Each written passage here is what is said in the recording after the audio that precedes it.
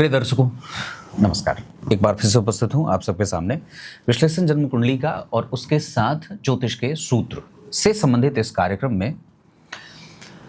पहले कार्यक्रम के आरंभ में ये विषय समझ लेते हैं इस विषय पे कि अगर आपकी कुंडली का लग्न भाव मतलब आपकी कुंडली का लग्नेश और आपकी कुंडली के धनेश अर्थात धन भाव के स्वामी, अगर इन दोनों पे किसी भी तरीके से राहु की दृष्टि होती हो या ये राहु के साथ बैठे हों, तो ये जो सिद्धांत ये कहते हैं, आचार्यवर ये लिखते हैं कि लग्नेश और धनेश दोनों में से दोनों ही के दोनों अगर राहु से आच्छादित हों, राहु से दृष्ट हों, राहु के साथ बैठे हों, तो क्या होगा कि लग्नेश जो भी आपकी कुंडली के बनते हैं और धन भाव के स्वामी जो बनते हैं, ये दोनों एक साथ ही एक भाव में बैठे हों और उन पर राहु की दृष्टि हो, या तो फिर दोनों अलग अलग भावों में बैठे हों। जैसे कि यहां बैठे हैं, लग्न के अधिपति पंचम भाव में, धन के अधिपति तृतीय भाव में और एकादशवें भाव से बैठ करके राहु धन भाव के स्वामी मंगल और लग्न के स्वामी गुरु दोनों को अपनी पूर्ण दृष्टि से देख रहे हैं।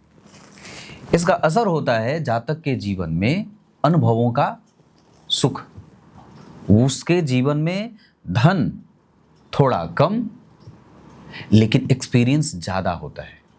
उसे धन कमाने के लिए दूर देश की यात्रा करनी पड़ती है, उसका धन स्थिरता को प्राप्त करता है।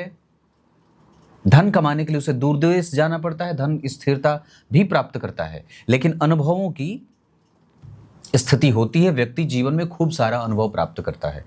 अब अनुभव को आप ऐसे भी समझ और कह सकते हैं कि बहुत सारे जगहों पर काम करने वाला हो या बार बार उसका मन बुद्धि चित्त काम बदलने वाला हो, काम बदलने की तरफ लेके जाने वाला हो, काम बदल रहा है बार बार। एक जैसी स्थिति मेंटेन करने में जातक को दिक्कत होती है, उसके दिमाग में बहुत सारे विचार बदलते रहते हैं। धन कमाने का जो सेक्टर होता है वो भी कई बार बदलता रहता है, और तो और उसके जीवन में जो यश है, जो प्रतिष्ठा है, जो सम्मान है, वो कई बार उतार चढ़ावों के साथ प्राप्त होता है। उसके जीवन में जो मित्र रहेंगे वो एक जैसे नहीं रहेंगे, बदल जाएंगे। वक्त के हिसाब से कुटुंब और पैतृक संपत्ति का सुख भी घटता बढ़ता रहता है। यश और प्रतिष्ठा की प्राप्ति के लिए उसे दो चार होना भी पड़ता है, मेहनत करनी पड़ती है।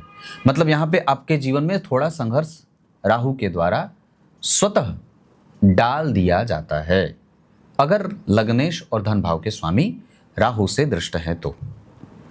एक सिद्धांत और है, जन्म कुंडली के धन भाव में अगर चर प्रकृति की राशि बनी है अर्थात 1, 4, 7 और 10, तो ये जो स्थिति होती है वो जातक के जीवन में धन एक जगह पे स्थिर होकर के नहीं मिले। चर प्रकृति की राशि बनने के कारण व्यक्ति के जीवन में चल करके धन आता है। उसकी जो तिजोरी है वो मेहनत करके धन कमाने से भरेगी। धनेश अगर राहु से दृष्ट हो तो व्यक्ति कहीं ना कहीं से कुछ न कुछ जुगाड़ प्रवृत्ति लगा करके धन तो जरूर कमा लेता है। आयु भी लंबी दे देते हैं। बूढ़ा होकर व्यक्ति की मृत्यु होती है, वो अकाल मृत्यु का शिकार नहीं होता है। ये सब अच्छी बातें भी हैं और कुछ बुरी बात भी है। अगर आपकी कुंडली में ये बात बन रही है तो आपके जीवन में ऐसा असर देखने को मिलेगा। ये वो कार्यक्रम का हिस्सा है जो सबके लिए उपयोगी है, जो छोटा सा सूत्र है। अब आइए यहां से ये कुंडली मुझे मिली है पटना बिहार से और कुंडली का अध्ययन शुरू करते हैं। सबसे पहले जन्म कुंडली के पंचांग से। जन्म हुआ जातक का भाद्रपद माह में। जो लोग भाद्रपद माह में जन्मे होते हैं उनका शरीर देखने में बड़ा सुंदर होता है। माता और पिता का स्नेह उन्हें भरपूर मिलता है, आदर भी करने वाले होते हैं। माता पिता का भरपूर स्नेह प्राप्त करना और आदर करना। दक्षिणायन में पापक ग्रहों के बल के वृद्धि के कारण, शनि मंगल राहु केतु के वृद्धि के कारण चुनौतियों का सामना करना पड़ता है और उसके जीवन में सहर्ष उसे चीजें स्वीकार भी करनी पड़ती हैं। चुनौतियों का सामना करना पड़ेगा। शरद ऋतु शुक्ल पक्ष की षष्ठी तिथि। शरद ऋतु में जन्मे लोग आलसी प्रवृत्ति के होते हैं, थोड़ा आलस्य उन्हें घेरे रहता है। शुक्ल पक्ष की षष्ठी तिथि के चंद्रमा पापक होते हैं और ये चंद्रमा व्यक्ति के जीवन में धन एक जैसा नहीं रहने देते। बदलता रहता है, घटता बढ़ता रहता है, कंसिस्टेंसी नहीं होती, बार बार चीज़ें बदल रही होती हैं। मन, बुद्धि, चित्त, व्यवहार, व्यवस्था, विचार बदल रहे होते हैं। विशाखा नक्षत्र पे इंद्र और अग्नि जैसे दो क्रूर या तीव्र देवताओं का असर होता है। ओम इंद्राग्निभ्याम नमः। इंद्र और अग्नि का मेल। विशाखा नक्षत्र वैसे तो गुरु का नक्षत्र है, पर यह गुरु का नकारात्मक नक्षत्र माना गया है, क्योंकि इसके जो स्वामी या अधिपति देवता हैं वो इंद्र और अग्नि जैसे क्रूर देवता हैं। इस कारण से यहां व्यक्ति का जीवन दानशीलता पर टिका रहता है। घी का दान, तेल का दान, तिल का दान, गो दान, कपड़े का दान, मीठे जल का दान, है ना, कंबल दान, कुश की चटाई का दान, इन सभी वस्तुओं का दान करना चाहिए। ओम इंद्राग्निभ्याम नमः इस मंत्र का जप करना चाहिए। चौटली की जड़ अपने गले में धारण करना चाहिए।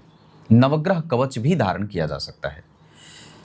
ब्रह्म योग में जन्मे हैं, इस वजह से व्यक्ति की बुद्धि और व्यक्ति का जो चरित्र चिंतन होता है वो भगवान ब्रह्म की भांति होता है, ब्रह्मदेव की भांति। शूद्र वर्ण और राक्षस गण, शूद्र वर्ण और राक्षस गण के कारण जीवन में कठोरता, कई बार निर्दयता, हठ, जीवन में जो हठ है वो रहता है, और कभी कभी व्यक्ति जड़ बुद्धि, मूर्खता से भरे हुए निर्णय भी लेता है। सामान्यतया राक्षस गण के कारण व्यक्ति के प्रभाव में, स्वभाव में जल्दबाजीपन की प्रवृत्ति और जल्दी ही रुष्ट हो जाना, घर से दूर रहकर धन कमाना, इस तरीके की प्रवृत्ति देखने को मिलती है। मीन लग्न के लोग जो होते हैं, लग्न पे अगर बात करते हैं तो लग्न का मान 6 अंश का है। लग्न प्रबुद्ध तो नहीं है, पर सामान्यतया ये साम्यावस्था का लग्न है। साम्यावस्था के लग्न का अर्थ होगा कि वो लग्न जो 6 अंश का है तो उसके निर्णय थोड़े अच्छे हो सकते हैं, पर विचार करने योग्य बात यह है कि हमें हर बार अपने निर्णय को टटोलने और समझने की आवश्यकता होगी। ये 100% पूर्णतया युवावस्था का लग्न नहीं है, 12 अंश 18 अंश का लग्न नहीं है। मतलब यहाँ पे अभी बदलाव संभव है। व्यक्ति गलत निर्णय भी ले सकता है, जल्दी से किसी पर विश्वास कर सकता है, और स्वभाव में कभी कभी गर्माहट, या गर्माहट तो है ही, निराशापन की प्रवृत्ति, या सदैव कहीं ना कहीं से दुख ढूंढ लेना। तमाम प्रकार के सुविधाओं के बावजूद, सुखों के बावजूद व्यक्ति कहीं ना कहीं से अपने लिए दुख ढूंढ लेता है। ये बात है, जल्दी किसी पर विश्वास करके अपने धन का नुकसान करता है। उसके बाद अगर बात करते हैं तो लग्नेश इस कुंडली में देवगुरु बृहस्पति होते हैं। लग्न के अधिपति का पंचम भाव में बैठना वैसे भी बड़ा ही उत्तम पक्षों का एक निर्धारक हो जाता है। लग्नेश अगर जन्म कुंडली के पंचम भाव में है तो व्यक्ति विवेकी होता है, और तो और समझदार भी होता है, मेहनती भी होगा, थोड़ी दुखी मानसिकता का होता है। अगर बात करेंगे लग्न से लेकर चौथे भाव तक, तो लग्न से लेकर चौथे भाव तक में एक ग्रह बैठे हैं, और वो बैठे हैं मंगल, जो धन भाव के स्वामी होकर के मारक होते हैं। लेकिन सिद्धांतकार ये लिखते हैं कि अगर जन्म कुंडली के धन भाव के स्वामी किसी भी अच्छे और अन्य शुभ ग्रह के स्वामी होते हों, जैसे कि यहाँ पे धन भाव के स्वामी के साथ नवम भाव के भी स्वामी हैं, तो यहाँ मंगल मारक ना होकर के जातक के निर्णय उसके पक्ष में देने वाले होंगे।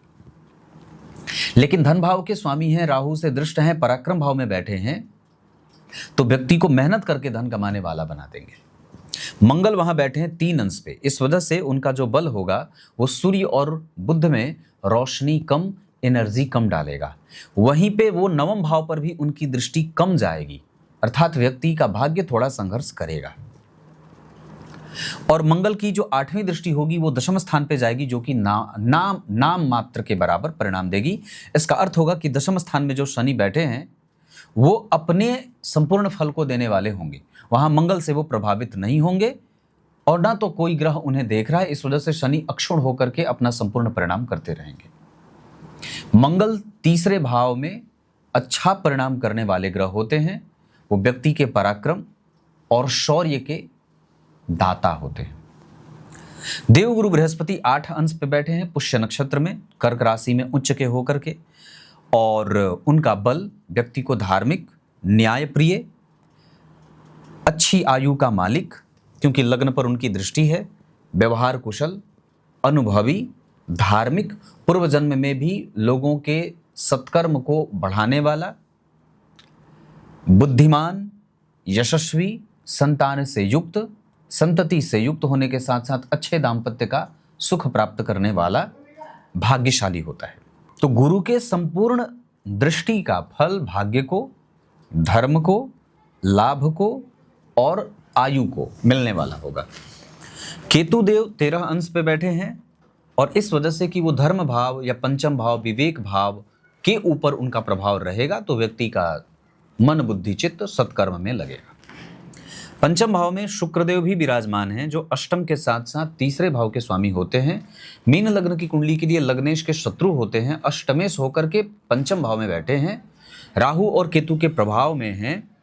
इस वजह से यहाँ वो कई बार व्यक्ति के प्रभावों में मित्र और शत्रु के बीच अंतर स्पष्ट न कर पाना या मित्र को नहीं पहचान पाना, भाई के मित्र, मित्र के भाई, भाई के जो शत्रु होते हैं और मित्र के जो शत्रु होते हैं वो कई बार नफा नुकसान कर जाते हैं। तो शुक्रदेव का जो बल रहेगा वो व्यक्ति को व्ययी बनाएगा, जबकि सूर्यदेव 9 अंश पे बैठ करके व्यक्ति के 12वें भाव को देखेंगे। कुंडली के 12वें भाव पे जब उनकी दृष्टि जाएगी तो यहाँ व्यक्ति को नौकरी अच्छी मिल जाती है।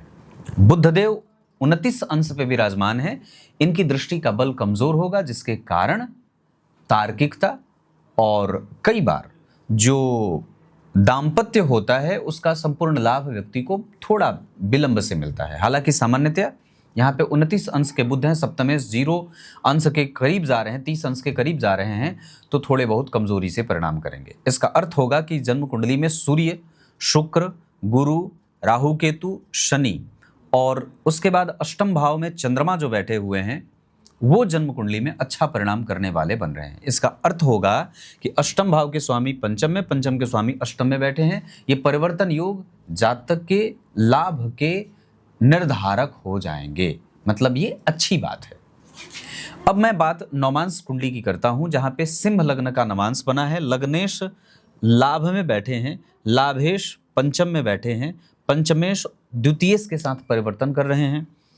नवम भाव में चंद्रमा के साथ राहु बैठे हैं और सप्तम भाव में मंगल चतुर्थेश होकर के बैठ रहे हैं। शनि और मंगल का आपस में परिवर्तन, गुरु और बुध का आपस में परिवर्तन, बुध का नवम भाव पंचम भाव में बैठकर एकादशवें भाव को देखना, केंद्र में शनि और मंगल का होना, ये परिवर्तन है। इस वजह से अच्छाई में इसके गुण देखने को मिलेंगे, ये अच्छी बात होगी, है ना। मतलब थोड़ी कमजोरी के साथ अच्छा बना देना, ऐसा।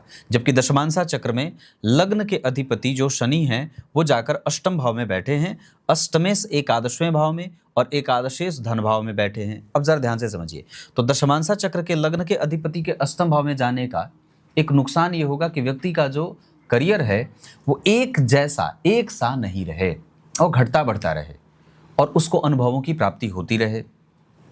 द्वितीय भाव में मंगल लाभ भाव के स्वामी होकर के बैठे हैं, चतुर्थेश होकर के बैठे। चतुर्थ के स्वामी यहाँ जन्म कुंडली के छठे भाव में जो नौकरी देते हैं, यहाँ पे जो चतुर्थ भाव के स्वामी हैं वो मंगल के साथ परिवर्तन कर रहे हैं। यहाँ पे भी व्यक्ति को नौकरी से सुख संपदा की प्राप्ति होती है। जबकि दशमांशा चक्र में चतुर्थ स्थान में चंद्रमा सप्तमेश होकर के बैठ रहे हैं और चतुर्थ स्थान के स्वामी द्वितीय भाव में लाभेश भी होते हैं। तो व्यक्ति को माता से, पिता से लाभ संपूर्ण मिलने वाला है। अपने करियर को लेकर के व्यक्ति की संतुष्टि गुरु और बुध दशमांशा चक्र के पंचम भाव में दे रहे हैं। जबकि अच्छी बात यह है कि पंचम भाव के स्वामी होकर के शुक्र दशम स्थान में बैठे हैं, चंद्रमा जैसे ग्रह से दृष्ट हैं। इसका अर्थ होगा कि व्यक्ति का कारोबार 100% उसके लिए बहुत ही उत्तम पक्षों का निर्माण कर रहा है। उसका करियर सेटल रहेगा, बहुत अच्छे यश को प्राप्त करने वाला। आरंभ में थोड़ी दिक्कत होगी पर बाद में चल करके वो ठीक हो जाता है। अब मैं यहाँ पे नक्षत्र की बात कर लेता हूँ। तो सबसे पहले चंद्रमा विशाखा नक्षत्र में है। ऐसा जातक जो विशाखा नक्षत्र में जन्मा होता है वो प्रसन्न वदन होता है, प्रसन्नता से उससे आप कुछ भी काम करवाएंगे कर लेगा। मुक्त हस्त होता है, दान करने में उसे जरा भी संकोच नहीं होता, परंपराओं का निर्वाह बहुत अच्छे तरीके से करता है ना। संस्कृति का पालन, संस्कृति को समझना, सभ्यता में विश्वास, धर्म में रुचि रखने वाला, दानशीलता, लड़ाई करना भी है, मध्यस्थता भी करनी है, अंतर्राष्ट्रीय सेवाओं में जाने वाला होता है, अंतर्राष्ट्रीय कंपनियों में काम करने वाला होता है। विशाखा नक्षत्र गुरु का है और राशि बनी है तुला की। शुक्र और गुरु से संबंधित जो लोग होते हैं वो थोड़े कामुक होते हैं, पर सामान्यतया उनके जीवन में अनुभव बहुत सारे विषयों का होता है। विपरीत योनि के प्रति इनका आकर्षण सदैव जीवन भर बना रहता है और सुखी होते हैं। महत्वाकांक्षा इनके माथे पर सवार रहती है और सदैव दूसरों को सुख देना इन्हें अच्छा लगता है।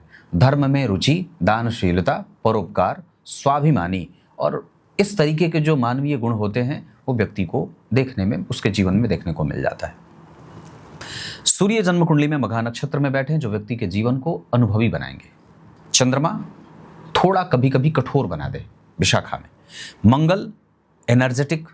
बुध जन्म कुंडली में बैठे हैं उत्तरा फाल्गुनी में तो तार्किक बनाएंगे। देवगुरु बृहस्पति भाग्यशाली बनाएंगे। शुक्रदेव कंफ्यूज करने वाले बनाएंगे। शनिदेव जिस स्थिति में बैठे हैं उसके आधार पर वो पूर्वाषाढ़ा नक्षत्र में बैठे हैं तो व्यक्ति को अनुशासित बनाएंगे अपनी दशा काल में। ग्रह ऐसा परिणाम करेगा, ऐसा नेचर लेके आएगा। अगर विचार करें तो बुध की अभी वर्तमान में दशा चल रही है। कुंडली को थोड़ा समझते हैं। इस कुंडली में ना, जब आप मीन लग्न की कुंडली देखेंगे तो इसमें कोई भी एक ग्रह अच्छा नहीं बनता है।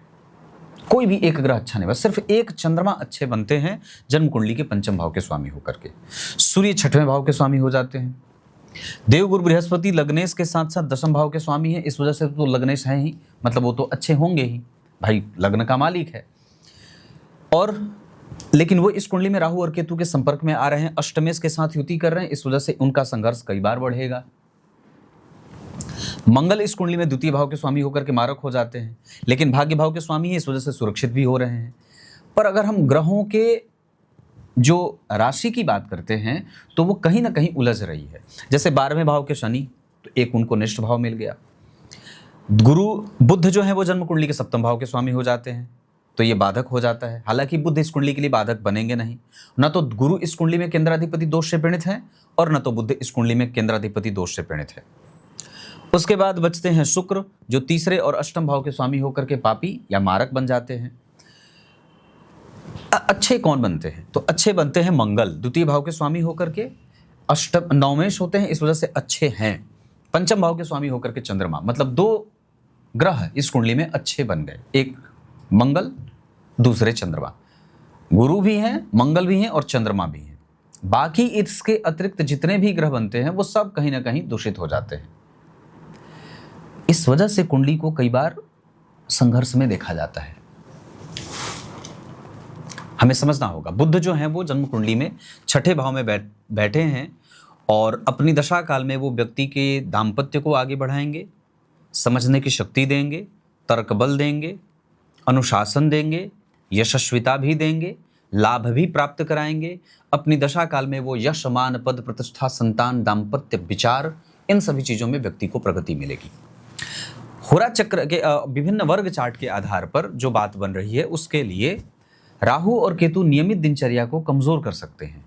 मंगल, चंद्रमा, शनि, गुरु और शुक्र के साथ सूर्य ये स्वास्थ्य को ठीक रखेंगे। कमजोर कर सकते हैं राहु और केतु। भवन, भूमि, वाहन से संबंधित अगर कोई भी बात करें तो शुक्र, बुध, शनि, गुरु और सूर्य ये ग्रह जितने भी हैं, जैसे शुक्र हो गए, शनि हो गए, बुध हो गए, सूर्य हो गए, गुरु हो गए, ये सारे ग्रह भवन, भूमि, वाहन का सुख बढ़ाएंगे। जबकि मंगल परेशान कर सकते हैं, शनि भी लाभ देने वाले स्थिति में लेके जा रहे हैं। भाग्य का बल बढ़ेगा मंगल की दशा में, बुध की दशा में, सूर्य की दशा में, शुक्र की दशा में। शनि की दशा में भाग्य में अवरोध आ सकता है। गुरु राहु और केतु के अंतर में होने के कारण, गुरु राहु और केतु के संपर्क में होने के कारण कई बार भाग्य में मध्यस्थता करते नजर आएंगे या भाग्य के बल को कमजोर करते नजर आएंगे। शुक्र और सूर्य जो बनेंगे वो व्यक्ति को मेहनत कराकर धन देने वाले ग्रह बनेंगे। जबकि इसके अतिरिक्त जितने भी ग्रह बन रहे हैं, मंगल, चंद्रमा, गुरु, शनि, राहु, केतु और बुध, वो व्यक्ति को प्रॉस्पेरिटी देंगे, धनवान बनाने की पूरी कोशिश करेंगे। संतान का पक्ष इस कुंडली में गुरु, चंद्रमा और बुध मजबूत कर रहे हैं संतान को लेकर के। माता और पिता में माता का पक्ष ठीक है, पिता का पक्ष भी इस कुंडली में ठीक नजर आ रहा है। सामान्यतः पिता का थोड़ा बहुत स्वास्थ्य कमजोर हो सकता है। सूर्य 50% का परिणाम कर रहे हैं। हमें वहाँ पे उनको और ठीक करने के लिए नियमित दिनचर्या का पालन करना होगा। चंद्रमा को ठीक करने के लिए पूर्णिमा का व्रत करना होगा।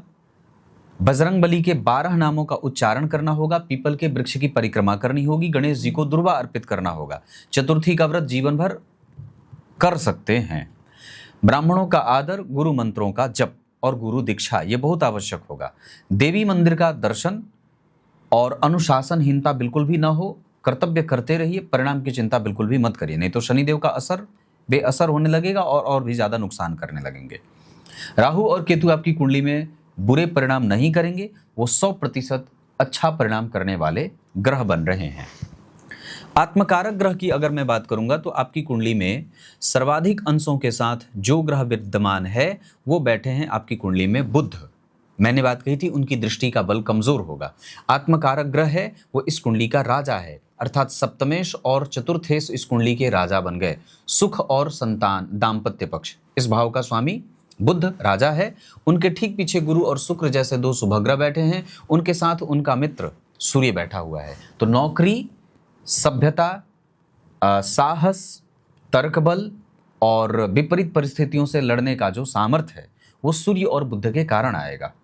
लग्न पर और लग्नेश पर राहु का प्रभाव है लग्नेश के ऊपर, इस वजह से व्यक्ति के जीवन में थोड़े झंझट भी देखने को मिलेंगे।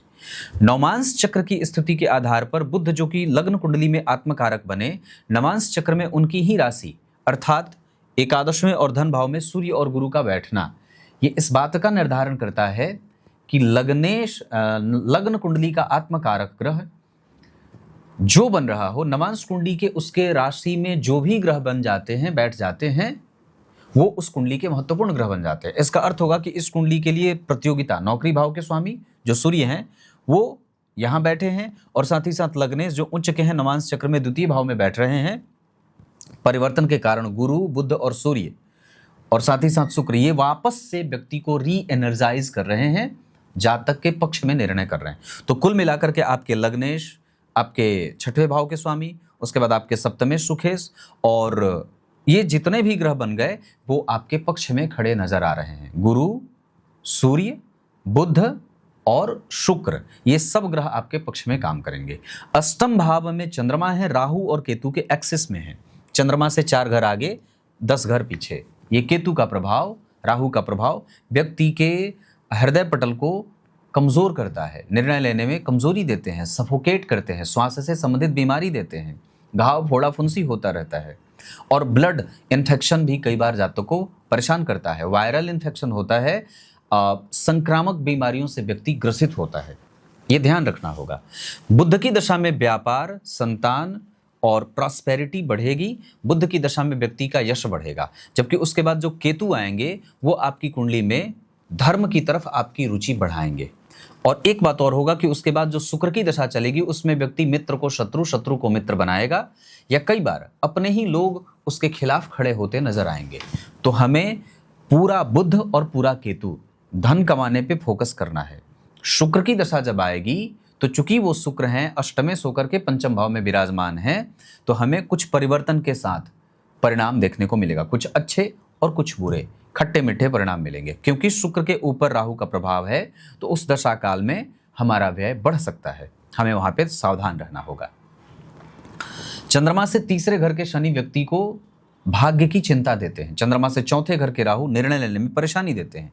चंद्रमा से 8वें घर के मंगल व्यक्ति को चोट चपेट की घटनाएं देते हैं। चंद्रमा से 10वें घर के गुरु यशस्विता देते हैं। चंद्रमा से 10वें घर के केतु धार्मिकता देते हैं। चंद्रमा से 10वें स्थान के शुक्र दाम्पत्य में चिंताएं देते हैं। चंद्रमा से 11वें घर के सूर्य नौकरी में और पद प्रतिष्ठा में वृद्धि देते हैं। चंद्रमा से 11वें घर के बुध व्यक्ति को निर्णय लेने में सहायक होते हैं, अच्छा निर्णय लेता है, उसका प्रभाव बढ़ता है। साहस, बल, पराक्रम, समस्या को समझने की शक्ति, चुनौतियों को स्वीकार करना, ये सारी बातें सूर्य, बुध और चंद्रमा के कारण आ रही है। चंद्रमा से सूर्य का संबंध व्यक्ति को युक्ति लगाकर धन कमाना और परेशानियों को समझ करके उसके ऊपर सही निर्णय लेना है ना, परिस्थिति के हिसाब से, ये सारी बातें चंद्रमा और सूर्य कर रहे हैं।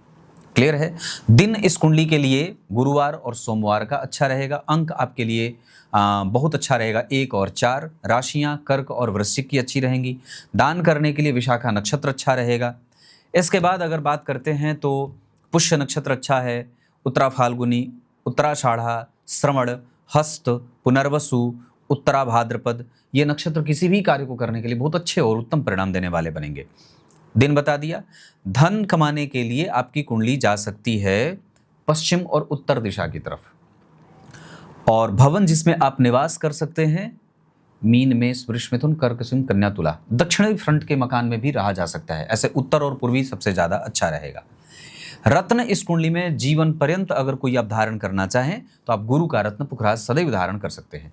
बुद्ध का रत्न भी इस कुंडली में पहना जा सकता है। मन करे तो आप व्यापार कर सकते हैं, पर पढ़ाना इस कुंडली में बहुत अच्छा रहेगा। इंजीनियरिंग सर्विस बहुत अच्छी है, आईटी सेक्टर बहुत अच्छा है, बैंकिंग भी बहुत अच्छा बना हुआ है। इतनी सारी चीजें, रेंटल प्रॉपर्टी से धन कमाना, पिता के कारोबार को आगे बढ़ाना, और जन्म के बाद पिता के यश और वृद्धि को और भी ज्यादा स्थायित्व प्रदान करना, ये इस कुंडली के लक्षण बने हुए हैं। क्लियर है? कुंडली का जो युवा पक्ष है, जो युवावस्था है, वो सुखी है, जबकि जो उत्तरार्ध पक्ष है, वृद्धावस्था, वो थोड़ा अकेलेपन में दिखाई दे रहा है।